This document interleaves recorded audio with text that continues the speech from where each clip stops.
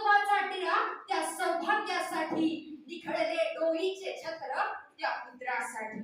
कोटी कोटी प्रणाम माझे रक्त सांडलेल्या प्रत्येक जवानासाठी, रक्त सांडलेल्या प्रत्येक जवानासाठी. सर्वात प्रथम शहीद भगतसिंग तसेच देशासाठी बलिदान देणाऱ्या सर्व हुतात्म्यांना विनम्र अभिवादन करते आणि विषयास सुरुवात करते. हिरकणी गडावर गेली होती व तिला तिथे उशीर झाला आणि त्यानंतर दुसऱ्या दिवशी ती सुरक्षित तिच्या घरी पोहोचली. कारण पोहोचले तेव्हा शिवशाही होती. पण तीच हिरकणी जर आजच्या स्त्रीच्या जागेवर असती तर तिची कोपर्डी निर्भया, आसिफा आणि प्रियंका रेड्डी झाल्याशिवाय राहिली नसती. कारण की तेव्हा स्त्रियांच्या सुरक्षिततेसाठी तलवार उचलणारे मावळे आपल्या समाजात होते, परंतु आता तलवार उचलणारे नराधम आपल्या समाजात तयार झालेले आहे. म्हणून स्वातंत्र्याच्या 75 वर्षानंतर देखील भारतातील समाजातील स्त्रियांसमोरील आव्हाने या विषयावरती आपल्याला विचार मंथन करावं लागतंय. आणि या विषयावरती विचार मंथन करण्यासाठी आणि आपले जबाबदार अर्थव्यवस्थेला काही प्रश्न विचारण्यासाठी मी सोनाली सुमन नवनाथ तबडे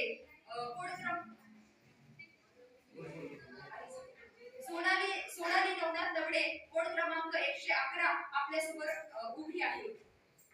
महोदय, या विषयाला हात घालण्यापूर्वी मला सांगावंसं वाटतं की 23 वर्षाचे तरुण, एका 23 वर्षाच्या तरुणामध्ये काय स्वप्न असू शकते.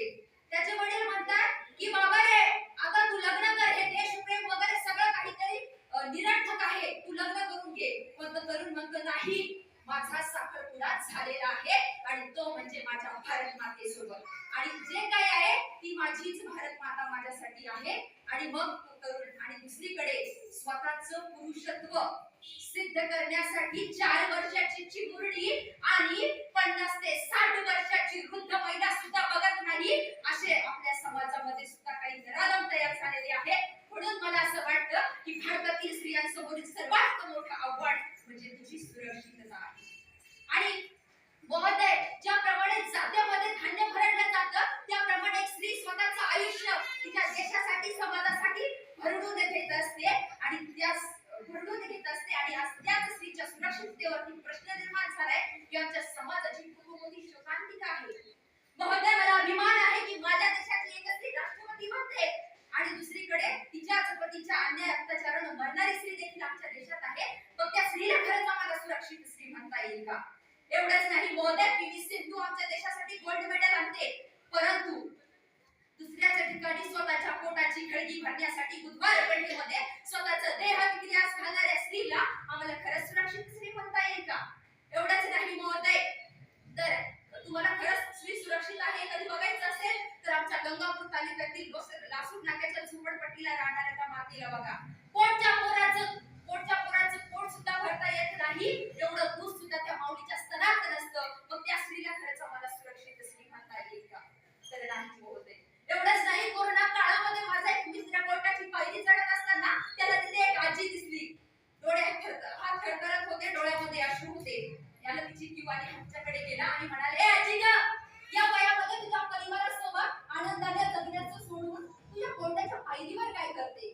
तेवढ्यात त्या आजीला स्वतःचा पदर सावरत आणि डोळे आवरत उत्तर दिलं की बाबा रे, ती स्त्री असताना 5 नराधमांनी माझ्यावर बलात्कार केला आणि त्या घटनेला 40-45 वर्ष झाले आणि आज त्या केसचा शेवटचा निकाल आहे आणि आज तरी निकाल माझ्याकडून लागेल या आशेमध्ये मी ठेवली आहे. त्या 5 नराधमांनी त्या आजीवर केलेला बलात्कार आणि या समाजाने कायमच या व्यवस्थेने कायमच स्त्रीवर केलेला अप्रत्यक्ष आणि प्रत्यक्ष अत्याचार, मग त्या आजीबाईला आम्हाला खरंच सुरक्षित स्त्री म्हणता येईल का? तर मला याचं उत्तर हेच भेटतं की भारतातील स्त्रियांसमोरील सर्वात मोठं आव्हान म्हणजे तिची सुरक्षितताच आहे. म्हणून विदर्भातला एक खलिफा चांद म्हणतो की वर्गातली आणि गर्भातली कुठलीच स्त्री सुरक्षित नाही. म्हणून तो लिहितो, इंदिरा गांधीजी तुम्ही येऊच नका पुन्हा या देशात जन्माला. इंदिरा गांधीजी तुम्ही पुन्हा येऊच नका या देशात जन्माला. कारण काळ तुम्हाला मारण्यासाठी फक्त बंदुकीची एक गोळी होती, पण आज माणसांच्या गोळ्या आहेत. इतकेच नव्हे तर तुम्हाला गर्भातच मारण्यासाठी गर्भपाताच्या गोळ्या आहेत. तुम्हाला गर्भातच मारण्यासाठी गर्भपाताच्या गोळ्या आहेत. अरे, छत्रपती शिवाजी महाराजांचा हा महाराष्ट्र, या महाराष्ट्राच्या मातीमध्ये राणी लक्ष्मीबाई घोड्यावर तलवार घेऊन लढली आणि मदर तेरेसा अख्ख्या जगाची आई झाली. त्या महाराष्ट्रामध्ये मुलगा म्हणजेच वंशाचा दिवा हे घुसटलेले विचार आज आपल्या समाजात आहे. म्हणून मला त्यांना सांगावं असं वाटतं की फूल ही नहीं रहेंगे तो फल कहां से लाओगे, फूल ही नहीं रहेंगे तो फल कहां से लाओगे, अंश अपना काट कर तुम वंश कैसे पैदा करोगे, अंश अपना काट कर तुम वंश कैसे पैदा करोगे. अरे जर मुलीच नाही राहिल्या तर तुमचे वंशाचे दिवे तरी तुम्ही कुठून आणणार आहे. म्हणून माझं तुम्हाला हेच सांगणं आहे की स्त्रियांना तुम्ही वाढवा जगवा आणि आपल्याला खरंच स्त्री सुरक्षित करायची असेल तर नुसतं भाषणे देऊन चालणार नाही. काही उपाययोजना देखील आपल्याला कराव्या लागतील. उपाययोजना नंबर 1, आपल्या लोकशाही देशामध्ये शिवशाहीचं अवलंबन झालंच पाहिजे.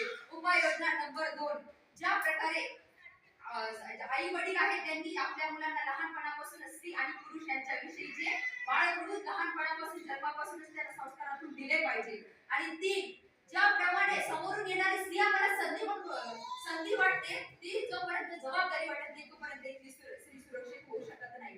उपाययोजना 4, ती म्हणजे ज्या प्रकारे इथली व्यवस्था स्त्रियांना 50% आरक्षण देते पण त्यापेक्षाही समोर जाऊन ज्या प्रकारे माझ्या राजानं 100% सुरक्षा स्त्रियांना बहाल केली होती ती सुरक्षा जोपर्यंत इथली व्यवस्था स्त्रीला बहाल करत नाही तोपर्यंत इथली स्त्री सुरक्षित होऊ शकत नाही. नंबर 5, जोपर्यंत गर्भपात करणाऱ्या डॉक्टरांना कायदेशीररित्या शिक्षा होत नाही तोपर्यंत इथली स्त्री सुरक्षित होऊ शकत नाही. आणि नंबर क्रमांक 6, स्त्रियांनी स्वतः आत्मनिर्भर बना.